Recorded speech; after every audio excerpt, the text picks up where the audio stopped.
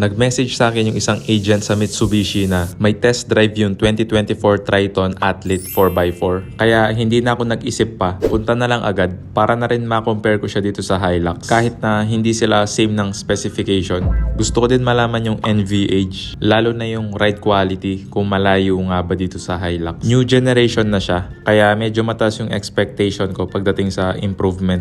Dito nga pala to sa SM City, Pampanga. Kung meron ding test drive malapit sa location nyo, itry nyo siya kasi mas magandang mag-test drive sa mga ganitong lugar. Mas safe siya para sa akin compare dun sa magte-test drive sa highway mismo. Kailangan muna magpa-register bago mag-test drive at pirmahan yung ibang papel na pag na-damage mo or nagasgasan yung sasakyan, alam mo na yun.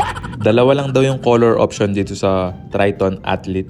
Etong Diamond White at yung Yamabuki Orange. Pareho naman na maganda, pero para sa akin, mas maganda yung white. Ito yung side-by-side comparison ng Athlete at GLS. Maganda yung front grille ng GLS kasi blackout siya. Hindi kasi ako fan ng body color na front grille. Pagdating sa likod, pareho sila na may sports bar.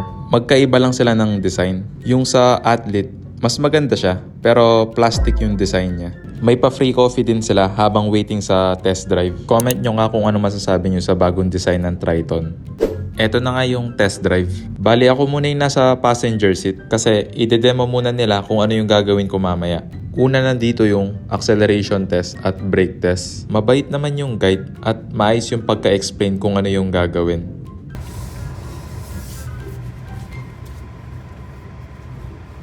Acceleration and brakes. Okay, from here up to that pylon yung nakatumba. Yes, sir. Okay. Floor mo, tapos hard brake pagdating doon. Okay, as in hard brake, yung paganahin mo ABS. And hard brake.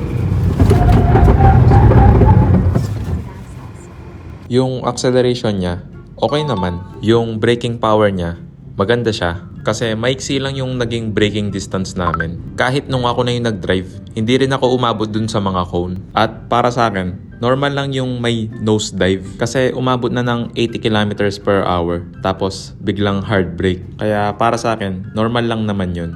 Next yung maneuverability. Pagdating dito, kayang-kaya din to ng Hilux. Ang pinagkaiba lang, magaan yung manibela ng Athlete kasi electric power steering na siya. Next yung camber test. Dito tinetest yung travel ng suspension. Yung test na to, para to sa mga mahilig irampa yung sasakyan nila. Kung titignan sa labas, parang wala lang siya. Pero sa loob, para ka nang mahuhulog pagdating sa approach and departure angles. Kayang-kaya din to ng ibang pickup. Ang advantage lang ng Athlete, meron siyang 360 camera. Yun nga lang, pwede lang magamit yung camera within 10 to 15 kilometers per hour. Pero mas maganda sana kung pwedeng gamitin yung camera kahit ano pa yung speed mo. Next yung suspension. Mas maganda sana kung naglagay na lang sila dito yung bato-bato. Hindi sapat yung ganito lang para masabi na maganda yung suspension ng Athlete. Mamatay mo siya. Riding comfort, kung wala nang tag-tag, paparamdam. Diba? Kung mapapansin nyo, parang dumaan lang sa maraming humps. Hindi ko masasabi na hindi siya matagtag. Kasi ganito din yung ride sa Hilux pag napadaan ako sa humps. Pagdating dito sa traction control, gumana naman siya. Nag-transfer yung power dun sa gulong na may traction.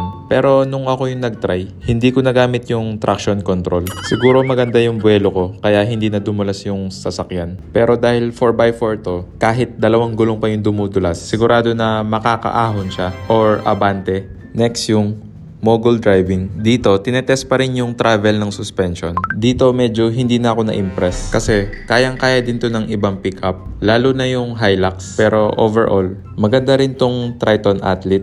Pati yung design ng interior niya. Maganda siya. Simple siya na modern tignan. Dito sa door panel, hard plastic siya. Maganda naman for durability. Yung dito sa armrest, soft leather siya. Yung door handle niya, hindi ko sure kung carbon fiber siya. Pero textured yung material niya. Tapos yung door lock niya, parang yung design sa mga lumang lock. Pero hindi naman siya big deal pa. Maganda rin yung stepboard niya kasi malapad siya. Hindi siya mahirap tapakan. Hindi katulad nung Hilux na makitid. Maganda rin yung design ng upuan niya. Mix siya ng suede at leather. Para sa akin, mas maganda yung ganito compared dun sa mga naka-all leather. Mas sporty siyang tignan. Orange nga lang yung option niya.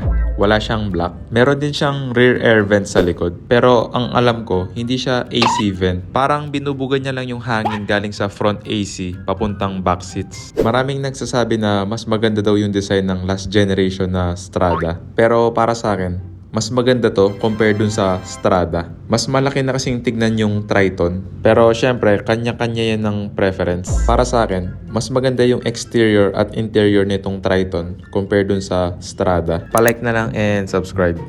Paalam.